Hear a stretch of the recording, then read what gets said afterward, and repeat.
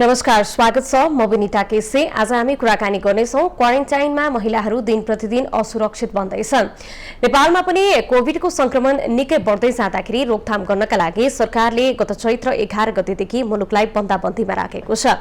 यो लकडाउनको समयमा सरकारले क्वारेन्टाइन, आइसोलेसन बेड र परीक्षणको दायरालाई तीव्रता त दिएको छ, तर गुणस्तरको एउटा WHO ले भने अनुसारको मापदण्डमा हुन नसक्नु, PCR परीक्षणलाई बढाउन नसक्नु लगायत विभिन्न विषयहरू यति बेलामा टिक्का टिप्पणीको विषय बनिरहेको छ।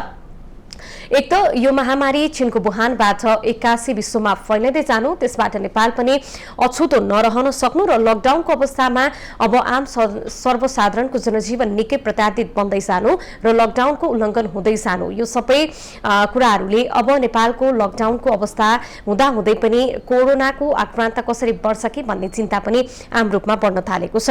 तर आज हामी केन्द्रित रहनेछौँ लकडाउनको अवस्थामा पनि परिवार समाजमा भएका महिला, बालबालिका र असहाय व्यक्तिहरूमाथि पनि विभिन्न खालका घटनाहरू घटिरहेका छन्, जुन सञ्चार माध्यममा पनि दिनै रूपमा आइरहेका छन्। र आज हामी विशेष गरी कुरा गर्नेछौँ महिला विरुद्ध हिंसाका घटनाहरू, जुन क्वारेन्टाइनमा बस्दाखेरि पनि महिलाहरू सुरक्षित बन्न सकिरहेका छैनन्। नेपालमा महिलाको अवस्था के कस्तो छ? हामीले विगतदेखि हेर्यौँ भनेदेखि नेपालको आज यो समयसम्म आइपुग्नका लागि महिलाहरूको भूमिकामा पनि निकै अहम रहेको छ र यो अहम भूमिकालाई अझै पनि नेतृत्व भने दिनका लागि अझै पनि कता कता चुकेको जस्तो पनि पाइन्छ। नेपालमा महिलाहरूलाई किन अगाडि ल्याउन सकिँदैन, चाहे त्यो आत्मनिर्भरताको सवालमा होस् वा उनी आफै पनि एउटा स्वावलम्बी बन्ने कुरामा होस्, जहिले पनि त्यो चार दिवारभित्र नै बस्नका लागि र आफ्नो जीवनको कुनै पनि निर्णय लिनका लागि किन अहिले पनि उनले परिवारकै बारेमा बढी सोच्नुपर्ने, यी लगायत क्वारेन्टाइनमा महिला बसिरहेको विषयवस्तुमा नै हामी रहेर कुराकानी गर्न गइरहेका छौँ। र हामीसँग यति बेलामा कुराकानी गर्नका लागि महिला अधिकार कर्मी डाक्टर रेणु बस्नेत हामीसँग प्रत्यक्ष रूपमा जोडिसक्नु भएको छ। बस्नेतज्यू, स्वागत छ यहाँलाई। हजुर, धन्यवाद धेरै धेरै। मैले सुरुमा अलिकति महिलाकै विषय नै जोड्न चाहे। नेपालमा पछिल्लो समयमा नेपाली महिलाहरूको अवस्था के कस्तो छ? नेपाली महिलाहरूको अवस्था तुलनात्मक रूपमा पहिलाको भन्दा अलिकति सुदृढ देखिन्छ, अलिकति सक्षम महिलाहरू भएका हुन् कि भन्ने खालको देखिन्छ। तर पनि अहिले पनि अवस्था चाहिँ कतल्टिएको नै छ, न आमा पुस्ताको जस्तो न छोरी पुस्ताको जस्तो। हाम्रो पुस्ता भनेको चाहिँ अलिकति कतल्टिएको अवस्था छ, अगाडि बढी नसकेको र पछाडिलाई पनि छोडी नसकेको बिचको अवस्थामा छौँ हामी चाहिँ। हजुर, हामीले हाम्रो नेपालको एउटा इतिहासको पाठलाई हेऱ्यौँ भनेदेखि र अहिलेको वर्तमान अवस्थालाई दाँच्दाखेरि यो समयसम्म आइपुग्नका लागि महिलाको पनि निकै अहम भूमिका छ र वर्तमान र विगतको अवस्था हेर्दाखेरि के छ? महिलाहरू केही सबल बने, केही अगाडि आए, उनीहरूको केही वृद्धि विकास भयो, कस्तो पाइन्छ? धेरै धेरै त्यो अब विगतको तुलनामा हेर्ने हो भनेदेखि त अहिलेका महिलाहरू धेरै अगाडि आइसकेका छन्। सामाजिक गतिविधिमा, विकासका काममा, अब राजनीतिक पृष्ठभूमिमा पनि धेरै माथिल्लो तहमा पुगिसकेको अवस्था छ। तर पनि अझै पनि त्यहाँ पुगेका महिलाहरू पनि सक्रिय भएर आफ्नो भूमिका निर्वाह गर्न चाहिँ नपाइरहेको अवस्था छ। त्यो आत्मबल अझै पनि डह्रो नभइसकेको अवस्था, अथवा त्यो अवसर नपाएको हो, अथवा अवसर पाएर पनि सदुपयोग गर्न नसकेको अवस्था हो। तर विगतको तुलनामा हेर्ने हो भनेदेखि चाहिँ अहिले महिलाहरूको अवस्था धेरै सुदृढ भइसकेको छ। पढे लेखेका त्यत्तिकै छन्, अब जागिरमा भन्नुहुन्छ भने महिलाहरू त्यतिकै माथिल्लो तहसम्म पनि आइपुगेको अवस्था छ। अहिले इन्ट्री पोइन्ट हेर्नुहुन्छ भनेदेखि त धेरै अब लोकसेवाको जाँचमा हेर्नुभयो भने, शिक्षक सेवाको जाँचमा हेर्नुभयो भने, जुनसुकै सेवा आयोगको जाँचमा हेर्नुभयो भने महिलाहरूको सङ्ख्या एकदमै बढी छ। जाँच दिनेको सङ्ख्या पनि, पास हुनेको सङ्ख्या पनि, युनिभर्सिटीतिर पढ्नेको सङ्ख्या हेर्नुभयो भने पनि महिलाको सङ्ख्याहरू एकदमै अगाडि आइसकेको अवस्था छ। तर पनि त्यो 35-47 पुग्न नसकेकोले गर्दाखेरि चाहिँ उहाँहरूले अब त्यो पुरानो संस्कारलाई पनि छोडि नसकेको, निर्भीक रूपमा उभिन पनि अझै डराइराखेको अवस्था छ। अब बिस्तारै सुधार हुँदै जाँदा अहिलेको समृद्ध नेपाल जुन नारा दिएको छ, यो समृद्ध नेपालमा पनि महिलाको सवालमा जोडिएका विभिन्न विषयवस्तुहरू छन्। उनीहरूको समस्याका विषयमा कतिको छलफल हुन्छन्, घरेलु हिंसा लगायत कहिले दाइजोको विषयमा उनीहरू पिटिनु परेको छ। यस्ता धेरै घटनाहरू छन् नेपालमा पनि। अहिले पनि दूरदराजमा हेऱ्यौँ भने पनि यी घटनाहरू निर्मूल हुन सकिरहेका छैनन्। प्रतिशतमात्मक सोच र हाम्रो यी कुरीतिपूर्ण यी प्रथाहरूले गर्दाखेरि पनि महिलाहरू अझै पनि पीडामै बस्नु परेका कुराहरू पनि छन्। तथ्याङ्कले के बताउँछ र यो समृद्ध नेपालमा महिला अधिकारको सवालमा कतिको छलफल हुन्छ? यस्तो हुन्छ छलफल चाहिँ हुन्छ तर कस्तो हुन्छ भनेदेखि छलफल 5 स्टार होटलमा हुन्छ घटना दूरदराजमा रुकुम रोल्पामा हुन्छ त्यसले गर्दाखेरि रुकुम रोल्पाको अनुभव चाहिँ त्यहाँ नपुगिकन त्यहाँ पुगेर आफूले फिलिङ्स नगरिकन यहाँ आएर यहाँ बसेर यहाँका 2-4 महिला अधिकार कर्मी अथवा मानव अधिकार कर्मी अथवा जोसुकै होस् उहाँहरूले चाहिँ यहाँ बसेर छलफल गरेर यहाँ बसेर बहस गरेर अनि त्यसपछि रिपोर्ट निकालेर अनि त्यसको नतिजा चाहिँ सरकारलाई बुझाएर अथवा युएनमा बुझाएर होइन नेपालमा चाहिँ महिलाको अवस्था एकदमै हाई लेभलमा छ भनेदेखि त्यो गलत हुन्छ अहिले भइरहेको धेरै त्यस्तो पनि छ यथार्थमा साँच्चै नै त्यहाँ पूर्व दिल्लीदेखि पश्चिम महाकालीसम्म गाउँसम्म पुग्ने हो भने महिलाहरू अझै पनि अब त्यो महिनावारी हुँदाखेरि चाहिँ छाउपडी प्रथा बार्नुपर्ने अझै पनि छ अनि एकजना श्रीमानले 5वटा 6वटा श्रीमतीहरू ल्याउने अझै पनि छ र महिलाहरू पढाइबाट वञ्चित भएको अवस्था अझै पनि छ र यदि कुनै पनि गतिविधिमा इन्भल्भ भइहाल्नुपर्ने सामाजिक गतिविधिमा जानुपर्ने भयो भने पनि घरबाट जान नदिने अवस्था जबरजस्ती गयो भने घरै फर्केर आइसकेपछि सामना गर्नुपर्ने अवस्था अनि गइसकेपछि पनि त्यहाँ मिटिङहरूमा छलफलहरूमा बहसहरूमा भाग लिँदै गर्दाखेरि महिलाका मुद्दाहरू महिलाका भोइसहरू नसुनिने अवस्था महिलाहरू बोल्न लागे भनेदेखि त्यतिकै डिसमिस बनाइदिने अवस्थाहरू छन् अनि अहिले पनि कस्तो छ भनेदेखि चाहिँ महिलाहरूको त्यो के भन्छ महिलाको मुद्दामा महिलाको इस्युमा बहस चाहिँ धेरै हुने तर त्यही इस्युमा बहस भएर पारिश्रमिक प्रतिवेदन लेखेर प्रस्तुत गरेर प्रेजेन्टेसन गरेर पारिश्रमिक ठुलो रकम गोजीमा हालेर घरमा आउने तर घरमा आएर फेरि आफ्नै श्रीमतीलाई आफ्नै छोरीलाई चाहिँ त्यही खालको व्यवहार गर्ने चाहिँ दोहोरो चरित्र छ जो र महिला अधिकार कर्मीहरू पनि जो हुनुहुन्छ बहसमा जानुहुन्छ आफ्ना ठुला कुराहरू राख्नुहुन्छ र घरमा आएर घरभित्रको हिंसामा चाहिँ आफै भोगिराख्नु भएको हुन्छ घरमा चाहिँ बोल्न सकिराख्नु भएको हुँदैन अनि त्यसले गर्दाखेरि पनि बाहिरी रूपमा बाहिरी आवरणमा ठुला बहस भइरहेका छन् भित्री रूपमा अझै पनि जर्जर स्थिति छ त्यो जर्जर स्थिति चिर्नको लागि चाहिँ हामीले महिलालाई मात्रै भन्दाखेरि पनि पुरुषलाई पनि किन भनेपछि यो देश विकास गर्नको लागि त देशका 51% महिलाहरू जो सक्षम नबनाइकन जो ऊर्जावान नबनाइकन चाहिँ जो सक्रिय नबनाइकन त सम्भव हुँदैन 51% महिलाहरूलाई प्यासिभ बनाएर अनि चाहिँ 49% पुरुषहरू मात्रै एक्टिभ भएर त देश विकास हुँदैन त्यसले गर्दाखेरि यो घरमा एउटी महिला जस्तो यो मेरो घरमा म साक्षर भए भने म शिक्षित भए भने म एक्टिभ भए भने म कमाउने भए भनेदेखि त्यो कमाई त यही घरमा चाहिँ खर्च हुन्छ नि त यही घरको व्यवस्थापनको लागि खर्च खर्च हुन्छ त्यसले गर्दाखेरि चाहिँ म शिक्षित भए भनेदेखि त्यो शिक्षाले त सकारात्मक प्रभाव पार्ने भनेको त मेरै घरमा हो भनेपछि यो घर सक्षम बनाउनको लागि मेरो शिक्षाको पनि त्यतिकै महत्त्व हुँदो रहेछ भनेर घर परिवारले बुझ्नु पर्दछ र सबैको घरमा त्यसै गरी महिला शिक्षित भयो भने एउटी आमा शिक्षित भइन् भने त्यो सारा परिवार शिक्षित हुन्छ भन्ने खालको त्यो सकारात्मक सोचमा आएसम्म अलिकति गाह्रो छ त अब बिस्तारै बहसहरू त भयङ्करै बहसहरूको चलिरहेको अवस्था छ तर त्यसलाई चाहिँ बहसमा मात्रै सीमित भइरहेको छ कार्यान्वयन अब बहस हेर्नुहुन्छ भने त संसदमा सानो बहस हुन्छ महिलाको इस्युलाई लिएर सत्तामा पुगेका मान्छेहरूलाई अहिले हेर्नुहुन्छ अहिले त्यही महिलाको इस्युहरू ओझेलमा परिरहेको छ अहिले कति ठाउँमा हामीलाई चाहिँ भनिराख्नु भएको छ तपाईको महिला नै राष्ट्रपति हुनुहुन्छ तर पनि तपाईहरु चाहिँ अब खै अझै पनि कुरा सुनवाई भएन महिलाहरूको कुरा सुनवाई भएन चाहिँ भनेर रोइ कराइ गर्नुहुन्छ किन त्यस्तो भएको छ त भनेर आरोप पनि लागिरहेको छ यो वास्तविक कुरा हो पनि किनभनेपछि त्यहाँ गएर राष्ट्रपति जस्तो पदमा पुगिसकेपछि पनि महिला बोल्न किन सक्दैनन् त त्यहाँ पुग्दाखेरि कसरी पुगे र त्यहाँ पुगिसकेपछि बोल्न किन सक्दैन र त्यसैगरी यति धेरै सभासदहरू महिलाहरू हुनुहुन्छ यति धेरै महिला अधिकार कर्मीहरू हुनुहुन्छ यति ठुल्ठुलो पदमा पुगेका महिलाहरू हुनुहुन्छ पनि महिलाहरू चाहिँ एकदम एकरूप भएर बोल्न किन सक्नुहुन्न त भन्दाखेरि उहाँहरू कसरी बल्ल बल्ल त्यहाँ पुग्नु भएको छ अलिकति बोलिहाल्यो भने मेरो पदबाट बाहिर निस्किनु पर्ने हो कि डर त्रास खबरदार त यस्तो खालको बोलिस् भनेदेखि त यो पदमा रहन नसक्ने अवस्था हुन्छ भन्ने खालको थ्रेटन आइराखेको पनि हुन सक्छ भनेपछि बहस चाहिँ भयो सार्थकता चाहिँ त्यसको पुगेन भनेपछि अहिले चाहिँ कता कता अब यो स्कुल अफ थट हामीले स्कुलिङदेखि नै अलिकति राम्रो खालको शिक्षा पनि त्यसमा पाठ्यक्रममै राख्दै पनि कसरी सम्मान गर्ने महिलाहरूलाई पनि कसरी वृद्धि विकास गर्ने लगायत यस्ता कुराहरूमा पनि ध्यान दिनुपर्ने आवश्यकता चाहिँ कतिको देखिन्छ हजुर त्यो त्यो मैले पहिलादेखि नै भनिराखेको छु जस्तो स्कुल लेभलको हाई स्कुल लेभलको पाठ्यक्रमदेखि नै महिलाहरू पनि यो देशका नागरिक हुन् र त्यहाँ कसरी पढाइन्छ तपाईँहरूले पाठ्यक्रममा कतिको याद गर्नुभएको छ अलि अगाडिको पाठ्यक्रममा हेर्नुभयो भने एउटा शिक्षक महिला शिक्षक गएर पढाइराखेकी हुन्छन् र उनले के पढाइराखेकी हुन्छन् तपाईँ भन्दाखेरि बाबा अफिस जानुहुन्छ आमा घरको काम गर्नुहुन्छ भनेर उनले पढाइराखेकी छिन् ऊ आफै चाहिँ जागिर भएर चाहिँ उनी एउटा शिक्षक भएर उनी आफै पढाइराखेकी छिन् भनेपछि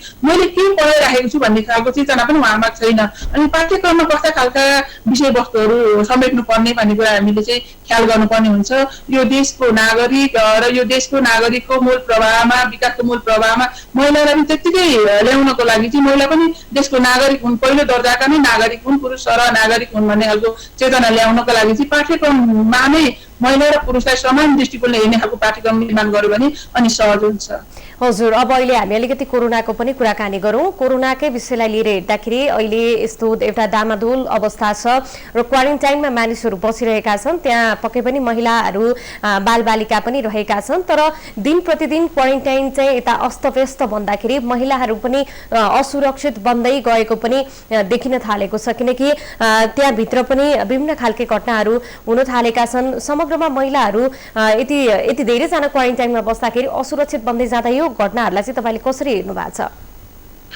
क्वारेन्टाइनमा मात्रै भन्दा पनि घर घरमा पनि अहिले महिलाहरू चाहिँ घरेलु हिंसामा परिरहेको समाचार एकदमै धेरै आइरहेको छ यो हिंसा भन्ने कुरा चाहिँ कस्तो हुन्छ भनेदेखि बलियोले कमजोरलाई गर्ने हो अब महिलाहरूलाई कसरी कमजोर ठानिएको छ त भन्दाखेरि मलाई यो खालको दुर्व्यवहार भयो है भनेर महिलाले बोलिन् भने ऊ आफै राम्रो थिएनन् होला उनको क्यारेक्टर राम्रो थिएन होला क्यारेक्टरमा लगेर जोडिन्छ महिलालाई चाहिँ त्यसले गर्दाखेरि अब क्वारेन्टाइनमा पनि सबैजना एकै ठाउँमा बस्नु परेको अवस्था अनि त्यसले व्यवस्थित बसाइ छैन त्यहाँनिर हामीले देखिरहेका छौँ महिषी गोठमा पनि अब स्कुलमा भुइँमा जता पाए त्यतै त्यो भद्र गोल पाराले मलाई त लाग्छ यो यति व्यवहारिसी पाराले चाहिँ क्वारेन्टाइनमा मान्छेहरू राखिराखेको छ त्यति बेला ती महिलाहरूको अब त्यो पीडा महिलाहरूमाथि अब केटा मान्छेहरूले अरू पीडा भयो भनेदेखि चाहिँ त्यो पीडा कसरी आफू शीतल हुने त त्यो पीडाबाट कसरी मुक्त हुने त भन्दाखेरि खेलाउनको पाटो भनेको महिलालाई चाहिँ उनीहरूले लिन्छन् महिलालाई गुडियाको रूपमा लिन्छन् त्यसले गर्दा जिस्क्याउने चलाउने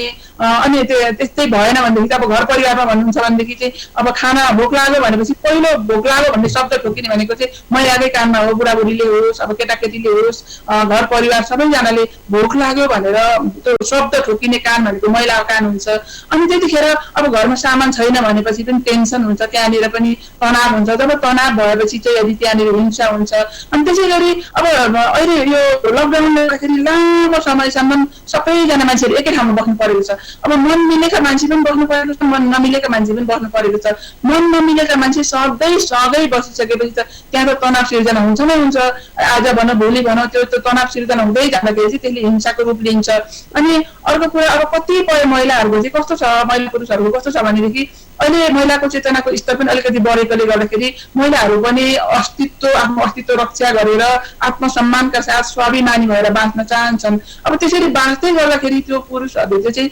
पचाउन नसकेको अब धेरै पढे लेखेको परिवारमा त्यस्तो मतलब हुँदैन महिलालाई पनि त्यतिकै खालको सम्मान हुन्छ पुरुषलाई पनि त्यतिकै खालको सम्मान हुन्छ अस्तित्वमा बाँचेको हुन्छन् तर पढे लेखेर पनि नबुझे जस्तो नाटक गर्ने खालको परिवारमा अथवा नपढेको नबुझेको परिवारमा चाहिँ कस्तो भइदिन्छ त भन्दाखेरि अब त्यो महिलाहरूलाई चाहिँ महिलाहरूको आफ्नो इस्युका कुराहरू आयो भनेदेखि महिलाहरूले आफ्नो पीडाका कुराहरू व्यक्त गरे भनेदेखि चाहिँ त्यहाँ सुनवाई नहुने अनि त्यसपछि अब मनमुटाव हुँदै गइसकेपछि चाहिँ कतिजनाले त्यो डिभोर्सको लागि मुद्दा दायर गरेको अवस्था डायरी दर्ता गरेको अवस्था छ कतिजनाले त्यो डायरी दर्ता गर्ने प्रोसेसमा हुनुहुन्छ कतिजनाले कति लामो समयसम्म बोलचालै बन्द गरेर बसिरहेको अवस्था हुनसक्छ अब त्यो महिलाहरूले पनि 2 पैसा कमाउन थाल्ने पुरुषले कमाउने भनेपछि मेरो पनि त्यो कमाइ छ सबैमा नोकर भएर बस्नुपर्छ त भन्ने खालको एक खालको भित्रैदेखि त्यो पीडा महिलाहरूमा भइरहेकोले गर्दाखेरि त्यो एकै ठाउँ बस्दाखेरि त्यो खालको मनहरू त मिल्न सक्दैन अनि त्यसले गर्दाखेरि घरमा पनि हिंसा बढ्दै गएको अवस्था छ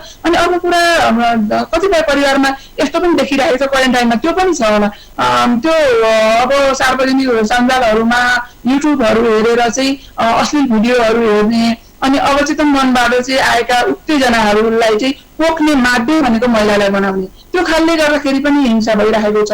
यो हिंसा भयो त्यो चाहिँ। अनि अर्को कुरा अब महिलाहरूलाई सँगै बस्दाखेरिको मानसिक हिंसा त अब कति हुन्छ अब शरीर चलाउने, छुने, अनि अनावश्यक शब्दहरू प्रयोग गर्ने, अश्लील शब्दहरू प्रयोग गर्ने, अनि त्यो खालको टर्चर दिएर चाहिँ मानसिक हिंसाहरू भइरहेको छ। त्यसले अहिले समग्रमा के भन्न सकिन्छ त भन्दाखेरि मन मिल्ने पनि नमिल्ने पनि अव्यवस्थित बसाइ र यो एकदमै दुःखपूर्ण। अब भोलिको भविष्य पनि के हो थाहा छैन, भोलि मेरो जागिर रहन्छ रहँदैन पनि थाहा छैन, यो दैनिक दावेदारी काम गर्ने मान्छेहरूले के गरेर बाँच्ने भन्ने थाहा छैन, प्राइभेटमा काम गर्ने मान्छेहरूको भोलि रोजीरोटी हुने कि नहुने थाहा छैन, सरकारले नै पनि अबको भोलिको आफ्ना सरकारी कर्मचारीहरूलाई कसरी व्यवस्थित गर्छ भन्ने कुरा निश्चित छैन। अनि यो सरकारको यो धारणा पनि त्यो हुन्छ नि कात्रोमा पनि चाहिँ कमिसन खाने खालको त्यो न्युज बाहिर आइराखेकोले गर्दाखेरि मान्छेहरू जनताहरू आम जनताहरू फ्रस्ट्रेसनमा छन्। अनि त्यो फ्रस्ट्रेसनले गर्दाखेरि चाहिँ के भयो त भन्दाखेरि मान्छेमा भोलिको भविष्यको पनि आश छैन, अहिले वर्तमानमा पनि अहिले त ठिकै छ भोगौँ न त भोलि चाहिँ यो छँदै छैन भन्ने खालको कुनै निश्चित नभइसकेपछि मान्छेमा मोनोटोनस हुन्छ। अनि त्यो तिक्तता हुन्छ। त्यो भइसकेपछि चाहिँ अनि मान्छेहरूलाई फ्रस्ट्रेसन हुन्छ। अनि त्यहीँनिर एउटाले अर्कोलाई दोष लाउने, अर्कोले अर्कोलाई दोष लाउने भनेपछि हिंसा बढ्ने कारण त्यसरी पनि हो जस्तो लाग्छ। क्वारेन्टाइनकै स्पेसली भन्नुहुन्छ भने एकदमै अव्यवस्थित बसाइ छ र अनि त्यहाँ बसेका महिलाहरूलाई चाहिँ त्यो अश्लील शब्दहरू प्रयोग गर्ने, अपशब्दहरू प्रयोग गर्ने, अनावश्यक रूपमा टच गरिराख्ने, टर्चरहरू दिइराख्ने, अनि मौका पर्यो भनेपछि चाहिँ अब शारीरिक हिंसाहरू पनि गर्न थाल्ने खालका कुराहरू हामीले समाचारमा सुनिरहेका छौँ। हजुर, जस्तो यहाँले धेरै कुराहरू यो क्वारेन्टाइनसँगै रहँदाखेरि पनि धेरै राम्रा कुराहरू पनि उठाउनु भयो, जुन अहिले अस्तव्यस्त क्वारेन्टाइनको बसाइमा हाम्रा महिला दिदीबहिनीहरूले भोगिरहेका प्रत्यक्ष यो समस्याहरू पनि हुन पके पनि। अब जस्तो एकातिर सामाजिक र भौतिक दूरीको कुरा गरिएको छ, अर्कोतर्फ महिलाहरू चार दिवारमा सधैँभरि एउटा आफ्नो सेल्फ डिसिजन लिन नसक्ने, आफ्नो हकितको बारेमा बोल्न नसक्ने, डराउनु पर्ने, आफ्नो परिवारको कुरालाई महत्त्वलाई चाहिँ पहिला दिनुपर्ने, यस्ता धेरै समस्यासँग जुझ्दै आइरहँदाखेरि चाहिँ कतिपय महिलाहरूलाई चाहिँ कहाँ गएर आफूमाथि परेका ती हिंसाहरूको उजुरी दिने, त्यो पीडा चाहिँ कहाँ गएर बताउने भन्ने कुरामा पनि अलिकति अन्योलता देखिएको, ज्ञान नभएको पनि पाइन्छ नि। हजुर, त्यो पनि छ। अब पहिलो कुरा त महिलाहरूले कतिपय महिलाहरूलाई मैले गाउँमा गएर हेर्दाखेरि हिंसा भएको कुरा नै उहाँहरूलाई जानकारी छैन। उहाँहरूमाथि हिंसा भइरहेको छ तर उहाँहरूले के सोचिराख्नु भएको छ भने होइन यो त मैले भोग्नै पर्ने हो, किनभने मेरो आमाले पनि यस्तै भोगेको, मेरो सासूले पनि यस्तै भोगेको, त्यसले गर्दा यो महिलाहरूले भोग्नै पर्ने कुरा हो, यो चाहिँ हाम्रो कर्तव्यभित्र पर्छ है, यो हाम्रो कर्तव्य परायण भएर चाहिँ बस्नुपर्छ भन्ने खालको मानसिकता। यसो गर्दाखेरि चाहिँ हिंसा हुँदो रहेछ, म हिंसामा परिरहेको छु भन्ने खालको नै चेतना नै छैन। र चेतना भइहाल्यो भने पनि, पीडा बोध भयो भने पनि त्यो गएर जाहेरी दर्ता गर्ने ठाउँ कहाँ हो त भन्ने कुरा चेतना छैन। र त्यो चेतना भइहाल्यो र त्यहाँ जाहेरी दर्ता गर्नु भयो भने पनि त्यहाँ जहाँ जानुहुन्छ उहाँहरू उजुरी दर्ता गराउन जानुहुन्छ त्यहाँ फेरि सुनवाई राम्रो हुँदैन। एउटी महिला मात्रै गइसकेपछि उसको फ्यामिली ब्याकग्राउन्ड हेरिन्छ र त्यो फ्यामिली ब्याकग्राउन्डमा चाहिँ उनको परिवारमा कुन राजनीतिक पहुँचको हुनुहुन्छ र त्यो अथवा उहाँलाई हिंसा गर्ने फ्यामिलीको मान्छे होस् अथवा बाहिरको मान्छे होस्, पुरुषले नै गर्ने हो त्यो हिंसा त। अनि त्यो हिंसा गर्ने पुरुष चाहिँ कुन फ्यामिलीको, कुन राजनीतिक ब्याकग्राउन्डको मान्छे, कुन शक्तिको मान्छे छ त्यो हेरिन्छ। अनि यदि शक्तिवान मान्छे छ भनेदेखि त्यहाँ एक त उजुरी नै दर्ता गराइँदैन, आले टाले गरिन्छ र उजुरी दर्ता गराइहाल्यो भने पनि प्रेसर दिएर चाहिँ उल्टो त्यही महिलालाई चाहिँ बयान फेर्न लगाउन बाध्य बनाएर चाहिँ भोलि त्यो उजुरी नै डिस्प्युट बनाएर उल्टो त्यो हिंस्रक नै समाजमा चाहिँ फेरि उदण्ड भएर हिँड्ने खालको वातावरण सिर्जना गरिन्छ। त्यो भनेको चाहिँ यो शक्तिको दुरुपयोग भइरहेको छ हाम्रो ठाउँमा। शक्तिको दुरुपयोग भएको नाताले गर्दाखेरि चाहिँ यो सबै महिलाहरू कमजोर भएर निरीह भएर बाँच्नुपर्ने यो बाध्यात्मक परिस्थिति भनेको चाहिँ शक्तिको दुरुपयोगले पनि हो। र महिलाहरू आफै सशक्त हुन नसक्नुको कारण भनेको चाहिँ अब भोलि महिला त्यहाँ गयो उजुरी दर्ता गर्यो, त्यसमा उसले यदि जितिनन् भनेदेखि त त्यो समाजमा आएर फेरि ऊ बाँच्नुपर्छ। उसलाई हेर्ने दृष्टिकोण त यो महिला त यस्ती हो भनेर उल्टो फेरि तैँले मलाई उजुरी दिएको देखिस् मैले नै जितेँ भनेर त्यो दादागिरी चल्न थाल्छ। अनि भोलिदेखि बाँच्नको लागि र अब भनौँ न त बलात्कारको कुरा भइहाल्यो भनेदेखि महिलालाई नै त्यतिखेर किन हुनु पर्थ्यो, यस्तो लुगा किन लगाउनु पर्थ्यो, त्यो मान्छेसँग त्यति बेलासम्म किन बस्नु पर्थ्यो, घरबाट बाहिर किन निस्किनु पर्थ्यो भनेर आरोप त समाजले महिलालाई लाउँछ नि। तर पुरुषले बलात्कारी जो बलात्कारी छ त्यो बलात्कारीलाई चाहिँ समाज बहिष्कार गर्ने, घरबाट बहिष्कार गर्ने, हो भनेदेखि त त्यो खालको भोलिदेखि त त्यो खालको घटना घट्दैन थियो। तर के हुन्छ त यहाँ भन्दाखेरि हिंसकलाई चाहिँ जोगाइने त्यो पीडित छ, त्यो पीडितलाई चाहिँ उल्टो तनाव दिइराख्ने र पीडितलाई नै लुकाएर राख्नुपर्ने र घर परिवारको मान्छेहरूले पनि त्यो मतलब लुकाएर सबै डराएर मेरो इज्जत बर्बाद भयो भनेर बेलाकै सबै इज्जतको भारी चाहिँ महिलाले बोक्नु पर्ने यो हाम्रो सामाजिक संरचनाले गर्दाखेरि पनि यो गाह्रो भइरहेको अवस्था छ। हजुर, अब अन्तमा चाहिँ एउटा महिलाहरूले आफ्नो सुरक्षा भएको, आफ्नो रक्षा भएको प्रत्याभूति गर्नका लागि चाहिँ के गरिनु पर्ला? यसका लागि हुन त धेरै लागिरहनु भएको छ, धेरै सङ्घ संस्थाहरू छन्, तपाईँहरू जस्तो महिला अधिकार कर्मीहरू पनि हुनुहुन्छ, तपाईँहरू सबैले पहल गरिरहँदा पनि अझै चाहिँ के गरेर चाहिँ उनीहरूलाई त्यो प्रत्याभूति चाहिँ दिलाउनु पर्ला? म सही गर्दैछु भनेपछि म निर्भीक भएर उभिन सक्नुपर्छ। मैले गलत गरेको छु कि सही गरेको छु भन्ने कुरा आफूले निर्णय गर्न, आत्मसमीक्षा गर्न सक्ने हैसियत बनाउनु पर्छ। यदि त मैले सही गरेको काम गरेको छु भने म कुनै पनि हालतमा सत्यको पक्षमा उभिँदाखेरि म डराउनु हुँदैन भन्ने खालको आत्मबल दौडो बनाउनु पर्छ महिलाहरूले पनि र पुरुषहरूले पनि। महिला पनि सक्षम भयो भने मात्रै मेरो घर समाज हुँदै राष्ट्र सक्षम हुन्छ भन्ने खालको सकारात्मक सोच पर्छ र महिला हाम्रो प्रतिस्पर्धी होइन है, सहकर्मी हो भन्ने खालको चाहिँ उहाँहरूले स्वीकार्न सक्नुपर्छ।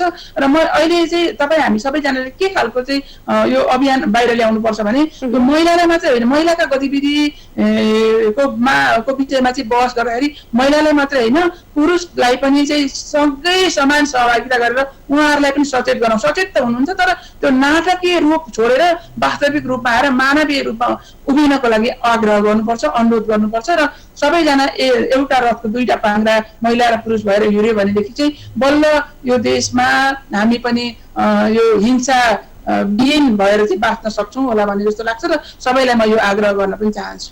हवस्, यहाँको महत्त्वपूर्ण समय र संवादका लागि धेरै धेरै धन्यवाद यहाँलाई। हजुर, धन्यवाद। यहाँले पनि मलाई यो बोल्ने अवसर दिनुभयो। यहाँलाई लगायत यो टेलिभिजन सबैजनालाई चाहिँ सबै सहपरिवारलाई चाहिँ म हार्दिक आभार व्यक्त गर्न चाहन्छु। हजुर, उहाँ हुनुहुन्थ्यो महिला अधिकार कर्मी डाक्टर रेणु बस्नेत। नेपालमा विगतदेखि अहिले वर्तमान अवस्थासम्म महिलाको समग्र अवस्था के कस्तो छ, उनीहरूको हक हितका लागि सुरक्षा लगायत उनीहरूको प्रत्याभूतिका लागि के गरिनुपर्छ, हाम्रो समाज कता जाँदैछ र आज महिलाहरूको विकासका लागि जसरी वृद्धि विकास गरिने कुराहरू छन्, महिलाको स्वावलम्बी बनाउनेदेखि लिएर औद्योगिक क्षेत्रमा ल्याउनेदेखि लिएर एउटा घरको चार दिवारभन्दा बाहिरसम्म महिलालाई ल्याउने र उनीहरूको हक अधिकारको सवालमा धेरै बहसहरू पक्कै पनि विभिन्न 3 तारे 4 तारे होटलहरूमा हुने गर्छन्। तर दूरदराजका ती महिलाहरूले अझै पनि आफ्नो हक हितको प्रत्याभूत पाउन सकेका छैनन्, सुरक्षाको प्रत्याभूति पाउन सकेका छैनन्। यो कुरा तथ्याङ्कले बताउँछ, किनकि आफ्नो घरभित्रै महिलाहरू घरेलु हिंसा लगायतका बलात्कार, हत्या, हिंसा लगायतका घटनाहरू भोग्न बाध्य भइरहेका छन्। र पछिल्लो समयमा कोरोनाको कारणले गर्दाखेरि जीवन निकै अस्तव्यस्त बनेको छ। विश्वमा नै यसको आक्रान्त निकै नै बढिरहेको छ र अहिले हामी कुराकानी गरिरहेका छौँ क्वारेन्टाइनकै विषयमा कुराकानी गरिरहेका छौँ। अब फेरि नेपालमा यो जोखिम निकै उच्च हुँदै जाँदैछ र उच्च हुँदै जाँदाखेरि जसरी सरकारले क्वारेन्टाइन आइसोलेसन बेड क्षमताहरूलाई बढाउनु पर्नेछ, पिसिआर क्षमतालाई बढाउनु पर्नेछ भनिएको छ। जसरी यो संक्रमितको संख्या बढिरहेको छ त्यो अनुसारको संक्रमितको संख्या बढाउन सकिरहेको छैन। हामीले यिनै विषयमा उहाँसँग पनि कुराकानी गरेका थियौँ। फेरि पनि हामी यिनै विषयमा कुराकानी गर्नका लागि जोडिँदैछौँ जनस्वास्थ्य विज्ञ इपिडेमियोलोजिस्ट प्राध्यापक डाक्टर सुजन मनच्चा हामीसँग जोडिसक्नु भएको छ। डाक्टर साहब, स्वागत छ यहाँलाई। धन्यवाद। हजुर, अब यो नेपालमा जसरी दिन प्रतिदिन अहिले त झनै जोखिम बढ्दै नै जान थाल्यो, अब आरडीटी परीक्षणलाई नै सरकारले अझ तीव्रता दिइरहेको छ, यसले कस्तो जोखिम बढाइरहेछ? अहिले हामी प्रष्ट रूपमा भन्दा एकदम जोखिमको अवस्थामा छौँ। अब यो रोगको फैलावटलाई गतिलाई हेर्दाखेरि अहिले हामीले यो जुन हामी दोस्रो फेजमा जुन लोकल ट्रान्समिसनको फेजमा भए पनि अब जुन दरले अहिले यसको चाहिँ फैलावट छ, हामी कतै तेस्रो फेजमा जाँदै त छैनौँ भन्ने किसिमका अहिलेका हामीलाई आशंकाहरू पनि उब्जिएको छ। र प्रष्ट रूपमा सरकारले यो समयमा हामीले के देख्यौँ भने धेरैजसो केसेसहरू, धेरैजसो नयाँ बिरामीहरू हाम्रो बाहिरबाट आउनुभएका विदेशबाट आउनुभएका दाजुभाइ दिदीहरू बहिनीहरू जस्तो भारतबाट आउनुभएका दाजुभाइ दिदी बहिनीहरूमा र त्यस्तै गरेर अब हाम्रो बाहिरबाट आउनुभएका तेस्रो मुलुकबाट आउनुभएका दाजुभाइ दिदी बहिनीहरूमा संक्रमणको जुन उहाँहरूको कारणले गर्दा संक्रमण बढ्ने अहिले स्थिति छ। यसर्थ पनि यो कुरालाई हामीले सही तरिकाले ध्यान दिनुपर्छ र यसको लागि हामीले मूलत यसको क्वारेन्टाइनलाई त्यस्तै गरेर चाहिँ आइसोलेसनलाई र अस्पतालमा दिने सेवालाई हामीले मुख्य ध्यान दिनुपर्ने अहिलेको स्थिति छ। हजुर, यो अहिले क्वारेन्टाइनकै विषय निकै तद्रुपताका साथ उठिरहेको छ। यही विषयमा विभिन्न खालका टीका टिप्पणी पनि हुन थालेका छन्। देशभरमा जसरी क्वारेन्टाइनलाई निर्माण गरिएको छ त्यो चाहिँ मापदण्ड अनुरूप हुन सकेन भनेर टीका टिप्पणी भइरहेको छ। कस्तो छन् हाम्रो क्वारेन्टाइनहरू, के हुनु पर्थ्यो, समस्या के हुँदैछ? अब यसले प्रष्ट रूपमा भन्दा हामीले जुन किसिमका अपेक्षा राखेर क्वारेन्टाइनका परिकल्पनाहरू गरेका थियौँ, जुन किसिमका यसका गाइडलाइनहरू बनेका छन् त्यो अनुसार क्वारेन्टाइन व्यवस्थित नभएको कुरा हामी यो सबैलाई जानकारी भइसकेको स्थिति छ। यसमा क्वारेन्टाइन भन्नाले हामीले चाहिँ यो शङ्कास्पद व्यक्तिहरू जो चाहिँ बाहिरबाट आउनुभएका छ, उहाँहरू चाहिँ रोग लागेको हामीले शङ्का गरेका छौँ, उहाँहरूलाई त्यो त्यहाँ राखेर उहाँहरूबाट चाहिँ स्वस्थ हाम्रो पपुलेसनमा चाहिँ जनसङ्ख्यामा रोग सार्नलाई हामीले चाहिँ रोक्ने यो विधि हामीले क्वारेन्टाइन अप्नाएका हौँ।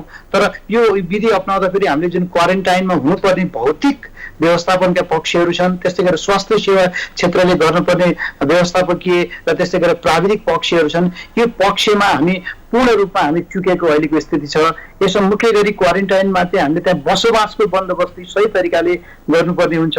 त्यहाँ चाहिँ हामीले व्यक्ति बिच चाहिँ हामीले चाहिँ डिस्टेन्स मेन्टेन गर्नुपर्ने र एउटा व्यक्तिबाट अर्को व्यक्तिसँग संसर्गलाई चाहिँ हामीले न्यूनीकरण गर्नुपर्ने, उहाँहरूले प्रयोग गर्ने सरसामग्रीहरूदेखि लिएर त्यसको चाहिँ दिशा पिसाब गर्नको लागिको बन्दोबस्ती होइन, त्यस्तै गरेर चाहिँ त्यसमा भेन्टिलेसनका व्यवस्थापन, त्यस्तै गरेर चाहिँ ती पक्षहरू खानपिनका पक्षहरू हामीले विशेष ध्यान दिनुपर्ने देखिन्छ। तर त्यो रूपमा जुन किसिमले हामीले चाहिँ यसका गाइडलाइन बनाएका छौँ त्यो अनुसार नभएको देखिन्छ। र त्यो क्वारेन्टाइनमा स्वास्थ्य पक्षको भूमिका भनेको निगरानी गर्ने हो, उहाँहरूलाई केही रोग लाग्छ कि भनेर उहाँहरूको लागि चाहिँ तापक्रम जाँच्ने, त्यस्तै गरेर चाहिँ त्यहाँ चाहिँ हाइजिन होइन सरसफाइलाई चाहिँ व्यवस्थित गर्ने त्यो पक्षहरू हुन्। तर अब यसमा चाहिँ स्वास्थ्य र गैर स्वास्थ्य बिचको जुन किसिमले समन्वय गरेर एउटा व्यवस्थापनलाई चाहिँ सही तरिकाले लानु पर्थ्यो, यसमा हामी अलिकता पछाडि हामी अलिक चुकेको हामी महसुस गरेका छौँ। र यो मूलत प्राविधिक भन्दा पनि यो हाम्रो व्यवस्थापकीय पक्षमा हामीले ध्यान दिनुपर्ने थियो, त्यो कुरामा हामी अलिकता हामी चुकेको स्थिति छ अहिले। हजुर, यहाँले भने जस्तो गाइडलाइन र त्यहाँनिर जे जस्तो व्यवस्था हुनुपर्ने थियो त्यसमा हामी चुकेको कुरा त अहिलेको यो क्वारेन्टाइनमा बस्दा बस्दै नै यो जोखिम जति बढेको छ यसले पनि हामी सबैमा सर्वविदितै भइसकेको अवस्था छ। अब यो क्वारेन्टाइनमा बसिरहँदाखेरि कता कता महिलाहरू चाहिँ अलिकति असुरक्षित बनेका हुन् कि जस्तो पनि देखियो नि। यसमा हामीले कसरी हेर्नुपर्छ भने यस्तो किसिमका महामारीमा चाहिँ हामीले जोखिममा रहेका पपुलेसन, हामी भल्नरेबल पपुलेसन भन्छौँ, उहाँहरूलाई विशेष ध्यान दिनुपर्ने देखिन्छ। खालि हामीले चाहिँ बाहिरबाट आउनुभएका मान्छेहरू सङ्क्रमित हुनुभयो भनेर एक पक्षीय रूपमा विश्लेषण गरेर पनि यसको उत्तर पाउँदैनौँ। तर यो भन्नाले के भने जोखिममा गरिरहेका जुन हाम्रा दाजुभाइ दिदीबहिनीहरू हुनुहुन्छ त्यसमा जोखिम भन्नाले महिलाहरू पनि जोखिममा हुनुहुन्छ, त्यस्तै गरेर चाहिँ बाहिरबाट आउनुभएका माइग्रेन्ट्सहरू पनि जोखिममा हुनुहुन्छ, त्यस्तै गरी त्यहाँभित्र पनि विभिन्न किसिमका अरू रोग लागेका व्यक्तिहरू जस्तो डायबिटिज, हाइपरटेन्सन भएका, श्वास प्रश्वासका बिरामीहरू, त्यस्तै गरेर अन्य किसिमका रोगीहरू बढी जोखिममा हुनुहुन्छ। हामी सिद्धान्त त के भन्छौँ भने यस्तो किसिमको महामारी हुँदा जोखिममा रहेका पपुलेसन जो जोखिममा रहनुहुन्छ उहाँहरूलाई विशेष रूपमा ध्यान दिनुपर्छ हाम्रो बुझाइ यो छ। यसर्थ पनि महिला हाम्रो देशमा विभिन्न किसिमले स्वास्थ्य सेवादेखि लिएर विभिन्न किसिमबाट हामीले वञ्चित भएको हाम्रो सामाजिक परिवेश रहेको हुँदा महिलालाई हामीले चाहिँ उहाँलाई विशेष रूपमा ध्यान दिनुपर्छ। जस्तो क्वारेन्टाइनमा पनि उहाँलाई विशेष रूपमा ध्यान दिनुपर्छ किनभने उहाँका व्यक्तिगत सुरक्षाका कुराहरू छन्, त्यस्तै गरेर चाहिँ महिला जन्य उहाँहरूका चाहिँ शारीरिक पक्षका कुराहरू छन्, त्यसलाई हामीले विशेष रूपमा ध्यान दिनुपर्छ। तर अहिले हामीले यो प्रष्ट रूपमा के देखेका छौँ भने हामीले सुरक्षित हामीले क्वारेन्टाइन बनाएका छैनौँ। त्यहाँ सबै मान्छेलाई त्यही किसिमको हामीले क्वारेन्टाइनले जुन किसिमको परिकल्पना गरेका थियौँ त्यो अनुसारको सेवा नपुर्याएको अवस्था छ। त्यो एउटा पक्ष छ भने त्यसभित्र पनि जो चाहिँ जोखिम पूर्ण व्यक्तित्वहरू हुनुहुन्छ, जस्तो उहाँहरूलाई चाहिँ यसले झनै बढी प्रताडित बनाएको देखिन्छ र महिलाहरूमा तपाईँले एकदम जायज कुरा गर्नुभयो, महिलाहरू यसमा बढी पीडित हुनुभएको देखिन्छ। यसर्थ पनि हामीले यसमा विशेष ध्यान दिनुपर्ने अहिलेको स्थिति छ। अब यता रोग छ, अर्कोतर्फ भोग छ, अनि जसरी अब घरमा बसौँ रोग बढ्ला भन्ने डर त्यत्तिकै छ। क्वारेन्टाइनमा गयो भनेदेखि एउटै शौचालय प्रयोग गर्नु परिरहेको छ, धेरैभन्दा धेरै मान्छे खचाखच एउटै रुममा बस्नु परेको छ। यसले त कता कता ती क्वारेन्टाइनमा बसेका मानिसहरूमा पनि डिप्रेसनको समस्या पनि देखिएला होइन, भोलि यसले अर्को जोखिम पनि ल्याउला, के छ? तपाईँले सही कुरा गर्नुभयो। यो हाम्रो क्वारेन्टाइनमा बस्ने क्रममा नै उहाँहरू हामीले जोखिमबाट बचाउने हाम्रो उद्देश्यले हामीले क्वारेन्टाइनको परिकल्पना गऱ्यौँ। उहाँहरूलाई चाहिँ सङ्क्रमणबाट जोगाउनको लागि हामीले क्वारेन्टाइनको परिकल्पना गरेका छौँ। तर यदि क्वारेन्टाइनको बन्दोबस्ती र उहाँको व्यवस्थापनको कारणले गर्दा एउटा जोखिम पनि बढ्ने र त्यो साथसाथै त्यसका अरू पक्षहरू, जस्तो अहिले तपाईँले भन्नु मानसिक पक्षहरू होला अनि शारीरिक तपाईँको चाहिँ पक्षहरू होला, यस्ता किसिमका हामीले रिस्क पनि हामीले बढ्दै जाने हो भने हामीले यो क्वारेन्टाइनलाई चाहिँ हामीले यो अहिलेको जुन किसिमले हामीले बन्दोबस्ती गरेका छौँ, यसलाई यो तरिकाले हामी बन्दोबस्तीमा जान हुँदैन। यसको हामीले वैकल्पिक उपायहरू खोज्नुपर्छ।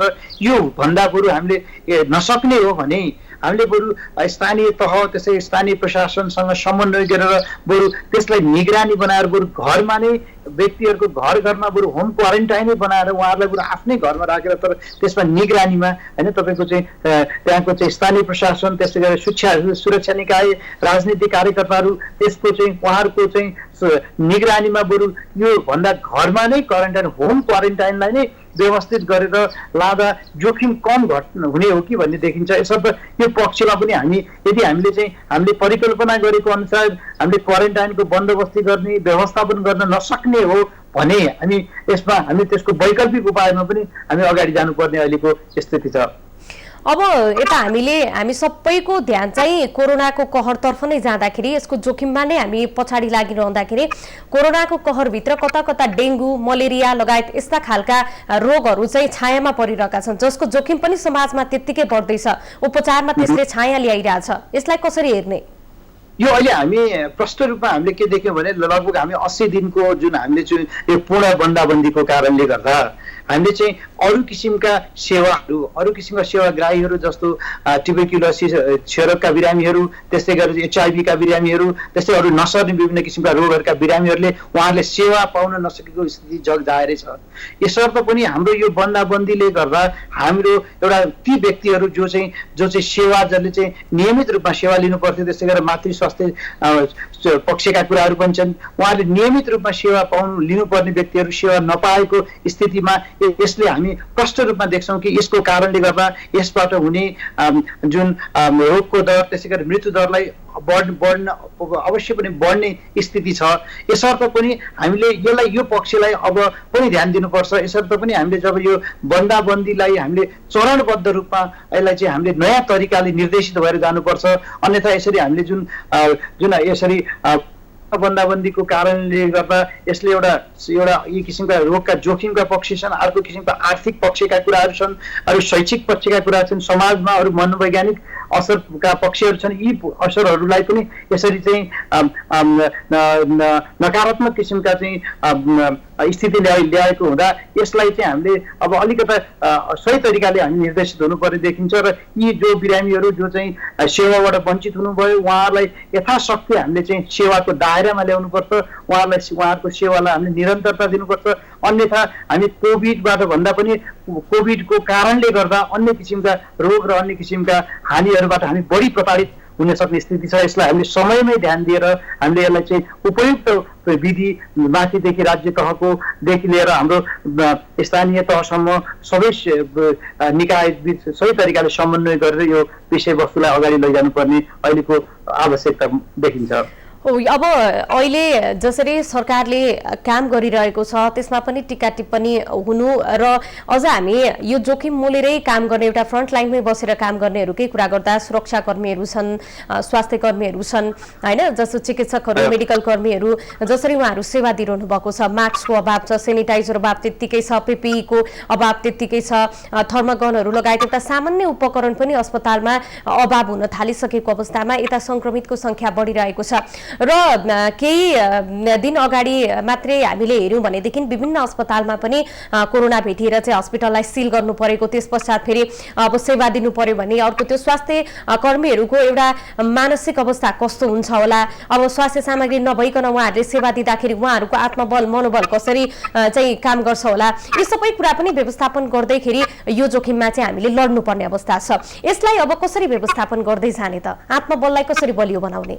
यसलाई हामीले कसरी हेर्नुपर्छ भने जब हामीले लकडाउन गर्यो, लकडाउनको मुख्य उद्देश्य भनेको हाम्रो स्वास्थ्य संस्थाको सुदृढीकरण र स्वास्थ्य संस्थाबाटको व्यवस्थापन, त्यसको लागि चाहिँ हामीले चाहिँ अगाडि बढाउने, त्यसको त्यो उद्देश्यले हामीले वास्तवमा लकडाउन गर्यौँ। किनभने 81 हाम्रा चाहिँ संक्रमित बिरामीहरू चाहिँ अस्पतालमा आउँदाखेरि हाम्रो अस्पतालले सेवा दिन नसक्ने हुँदा हामीले लकडाउन गरेर हामीले यसलाई चाहिँ अलिकता संक्रमणलाई पर धकेलेको स्थिति छ। र यसर्थ पनि यो समयमा हामीले जुन किसिमका बन्दोबस्तीमा ध्यान दिनु पर्थ्यो, यसमा चाहिँ अघि तपाईँले भन्नुभयो अस्पतालमा स्वास्थ्य कर्मीलाई चाहिने पीपीईकादेखि लिएर त्यसको लागि स्वास्थ्य सेवा दिनको लागि चाहिने विभिन्न सामग्रीहरू, डायग्नोसिस गर्नको लागि चाहिने त्यसका हाम्रा उपकरणदेखि लिएका विभिन्न किसिमका त्यसका आवश्यक बन्दोबस्तीका पक्षहरू, अनि यसलाई चाहिँ हामीले विशेष रूपमा ध्यान दिनु पर्छ। र तर यो रूपमा हामीले यसलाई त्यही तरिकाले हामीले जुन रूपमा अपेक्षा गरेका छौँ त्यही अपेक्षा अनुसार हामीले ध्यान दिन नसकेको स्थिति छ। सँगसँगै हामीले स्वास्थ्य कर्मीहरूलाई पनि यो नयाँ रोग, उहाँहरूले पनि अगाडि यस्ता किसिमका रोगहरू उहाँहरूले पनि यसो अनुभव थिएन, यसर्थ पनि उहाँहरूको पनि हाम्रो कार्यक्षमता दक्षतालाई चाहिँ हामीले चाहिँ अभिवृद्धि गर्नुपर्ने त्यो एउटा वास्तविकता पनि सँगसँगै छ। र यो सँगसँगै हामीले मुख्य गरी राज्य तहबाट र स्वास्थ्य जुन मन्त्रालय स्वास्थ्य निकायले मुख्य गरी स्वास्थ्य कर्मीको सुरक्षालाई हामीले विशेष रूपमा ध्यान दिनुपर्ने देखिन्छ। किनभने हामीले संक्रमणको हामी अरू देशको हामीले चाहिँ अनुभवहरू हेऱ्यौँ भने जहाँ चाहिँ स्वास्थ्य कर्मीको संक्रमण बढ्न थाल्यो त्यसले गर्दा जनसमुदायमा पनि संक्रमणको एकदमै दर उच्च गतिमा गएको स्थिति छ।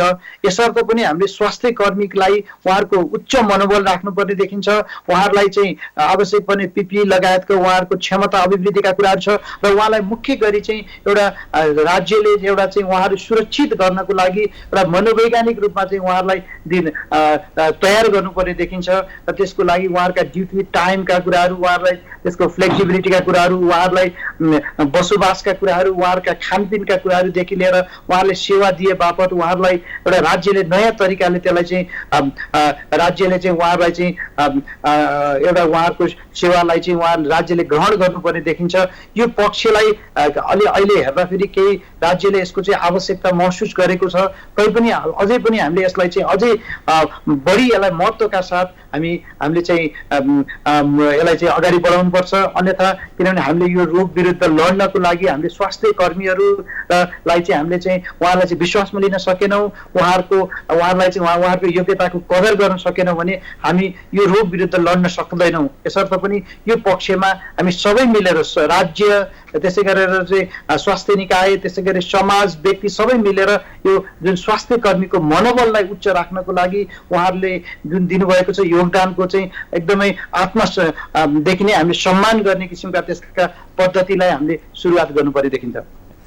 अब अहिले त यो लकडाउन केही खुकुलो पनि भएको हो कि भन्ने आवाज पनि हुन थालेको छ र प्रधानमन्त्रीले विभिन्न तहका विभिन्न क्षेत्रका विज्ञहरूसँग परामर्श गरेर यसको मोडालिटी परिवर्तन गर्ने हो भनेदेखि कसैले चाहिँ त्यो वैकल्पिक मार्ग हामीले अपनाउन सक्छौँ भनेर पटक पटक छलफल पनि भइसकेको छ। अब यहाँले अघि पनि कुराकानीको क्रममा भन्नुभयो वैकल्पिक कुराहरूलाई चाहिँ अब हामीले अगाडि ल्याउनुपर्छ भन्दाखेरि ती वैकल्पिक कुराहरू चाहिँ के हुन सक्छन् त जुन एकदमै आवश्यकता भइसकेको छ? अब यो अहिले चाहिँ हामी नयाँ लकडाउन हामीलाई चाहिँ लकडाउन चाहिँ सकिएको होइन, अन्त्य भएको होइन, यो चाहिँ नयाँ चरणमा प्रवेश गरेको भनेर हामीले बुझ्नुपर्छ। हामीले अब 60 दिन चाहिँ यो जुन पूर्ण रूपमा पूर्णकालीन बन्दाबन्दीले यसले जुन किसिमका चाहिँ हाम्रो समाजमा विभिन्न किसिमका अप्ठ्याराहरू चुनौतीहरू सृजना गरेर यही तरिकाको बन्दाबन्दीलाई चाहिँ हामीले चाहिँ निरन्तरता दिनु हुँदैन। तर यो भन्दैमा हामीले बन्दाबन्दी रोकिएको होइन, यसलाई चाहिँ नयाँ चरणमा र नयाँ प्रकृतिमा लानुपर्छ भन्ने हाम्रो बुझाइ र यही किसिमले अहिले नयाँ किसिमको यसमा अहिले स्ट्राटेजी बनेको देखिन्छ। र यसको मुख्य उद्देश्य भनेको के हो भने हामी नयाँ नर्मलमा जाने, हामी जुन किसिमका हाम्रो जीवनयापनको हाम्रो प्रक्रिया थियो त्यसबाट हामी नयाँ प्रक्रियामा जानुपर्छ। यसमा यसो भन्दैमा हामी फेरि पूर्ण रूपमा हामी अगाडिको स्थितिमा फर्किने होइन, हामीले चाहिँ व्यक्तिगत रूपमा हामीले गर्नुपर्ने सावधानीका पक्षहरूलाई निरन्तर रूपमा अगाडि बढाउनु पर्यो। त्यस्तै गरेर चाहिँ हामीले चाहिँ भिडलाई चाहिँ हामीले सकेसम्म नियन्त्रण गर्नु पर्यो। कतिपय हामीले चाहिँ कामहरू घरबाट गर्न सकिन्छ काम भने अफिसियल कामहरू पनि हामीले घरबाट गर्ने। त्यस्तै गरेर ठुलो जमघट भोज भतेर लगायतका कुराहरूलाई हामीले एकदमै कन्ट्रोल गर्नुपर्छ र हरेक व्यक्तिले चाहिँ आफूले यो चाहिँ सावधानी पुर्याउनुपर्छ। यो रोगसँग लड्नको लागि हामी व्यक्ति एक्लैले राज्य एक्लैले पनि सक्दैन, यसमा व्यक्ति समाज र राज्य सबै हातेमालो गरेर अगाडि बढ्नुपर्ने देखिन्छ। यो नयाँ तपाईँले जुन वैकल्पिक भनेको के हो भने हाम्रो जीवनयापन जीवनशैलीमै रूपान्तरणको विषय हो। हाम्रो व्यक्तिगत तहमा हामीले रूपान्तरण गर्नु जरुरी छ, त्यसै समाज पनि का नीति नियमहरू अथवा समाज चल्ने परिपाटीलाई पनि नयाँ तरिकाले रूपान्तरण गर्नुपर्ने छ। र त्यस्तै गरेर हाम्रा सिस्टमहरू, हाम्रो स्वास्थ्य प्रणाली, शिक्षा प्रणाली, व्यापार लगायत सबैलाई चाहिँ हामीले नयाँ तरिकाको हाम्रो जुन रूपान्तरण गर्नुपर्ने देखिन्छ। र राज्यले पनि अब जुन हाम्रो जुन परम्परागत तरिकाले जुन राज्य चलिरहेको स्थिति छ त्यसलाई पनि राज्यले पनि नयाँ तरिकाले नयाँ सोचबाट चाहिँ निर्देशित भएर हामी अगाडि बढ्नुपर्ने देखिन्छ। र यो चाहिँ हामीले नयाँ किसिमको हाम्रो परिपाटी, नयाँ किसिमको हाम्रो जीवनचर्या र नयाँ किसिमको एउटा चाहिँ व्यवस्थापनको हाम्रो यसले चाहिँ माग गरेको छ। त्यसमा चाहिँ हामी सबै ढल्नु पर्ने देखिन्छ। र यसरी व्यक्ति समाज र राज्य सबै मिलेर हातेमालो गरेर हामी यसलाई चाहिँ नयाँ स्थितिको नयाँ तरिकाले ग्रहण गरेर हामी अगाडि बढ्यौँ भने यो रोग विरुद्ध हामी लड्न सक्छौँ। अबको हाम्रो आवश्यकता पनि यही हो। हवस् डाक्टर साहब, यहाँको महत्त्वपूर्ण समय र संवादका लागि धेरै धेरै धन्यवाद यहाँलाई। हस्, धन्यवाद, तपाईँले मेरो विचार राख्ने मौका दिनुभयो। हजुर, उहाँ हुनुहुन्थ्यो एपिडेमियोलोजिस्ट तथा जनस्वास्थ्य विज्ञ प्राध्यापक डाक्टर सुजन मरठा। नेपालमा कोरोनाको कहर बढ्दै जानु, क्वारेन्टाइन र आइसोलेसन बेडहरूको जुन क्षमता छ त्यसलाई विस्तार गरिनुपर्ने आवश्यकता देखिनु, तर क्वारेन्टाइनहरू WHO को मापदण्डमा नहुनु र त्यसले गर्दाखेरि असुरक्षित बन्दै जानु, त्यसमा पनि महिला गर्भवती र वृद्धहरू पनि त्यहाँ रहनु परेको छ, बालबालिकाहरू पनि रहेका छन् र धेरै मासमा एकै ठाउँमा राख्दाखेरि यसले सामाजिक र भौतिक दूरीको जुन एउटा मापदण्ड छ त्यसलाई पनि पूरा गर्न नसकिरहेको अवस्था छ। र क्वारेन्टाइन भन्ने बित्तिकै जसरी WHO अनुसार एउटा फराकिलो कोठा हुनुपर्ने, त्यसमा डिस्टेन्स मेन्टेन गर्नुपर्ने र जुन खानेकुराहरू छ त्यसको क्वालिटी गुणस्तरीयतादेखि लिएर धेरै कुरामा चाहिँ ध्यान दिनुपर्ने छ, जुन नेपालमा निकै कम क्वारेन्टाइनहरूमा मात्र यस्तो खालको व्यवस्था छ, नत्र अस्तव्यस्त नै देखिएको छ र जसमा गर्भवती महिला र महिलाहरूमै पनि विभिन्न खालका हिंसा भएका घटनाहरू पनि दिन प्रतिदिन बाहिर आइरहँदाखेरि अब नेपालमा यो जोखिम बढ्दै जाँदा आजको आवश्यकता के हो भन्ने विषयमा नै आज हामी केन्द्रित भयौँ। एउटा रिपोर्ट लिँदैछौँ छोटो विश्राम।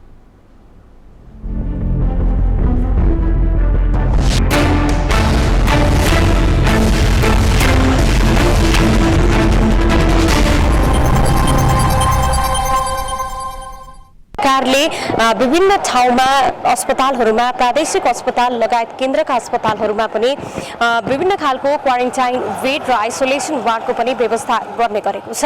तर संक्रमितको संख्या बढ्दै जाँदाखेरि क्वारेन्टाइनहरू अलिकति असुरक्षित बन्दै गएका छन्।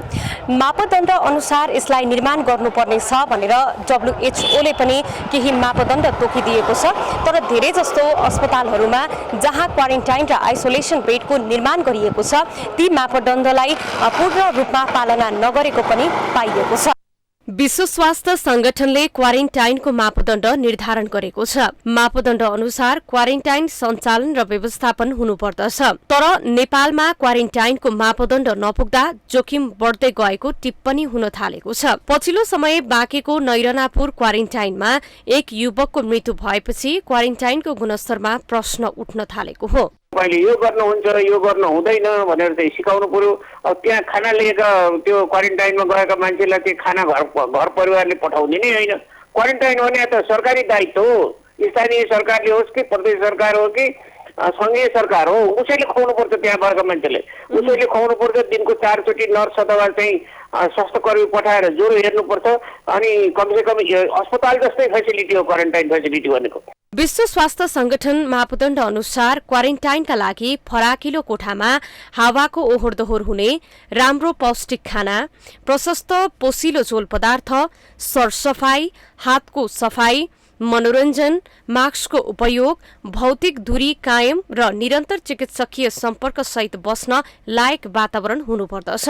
तर मुलुकभित्र निर्माण भएका क्वारेन्टाइनमा न्यूनतम मापदण्ड नहुँदा क्वारेन्टाइन बसाई असहज र असुरक्षित भएको हो। यद्यपि सरकारले मुलुकलाई कोरोना मुक्त बनाउने अभियानमा लागि परेको दावी गरेको छ।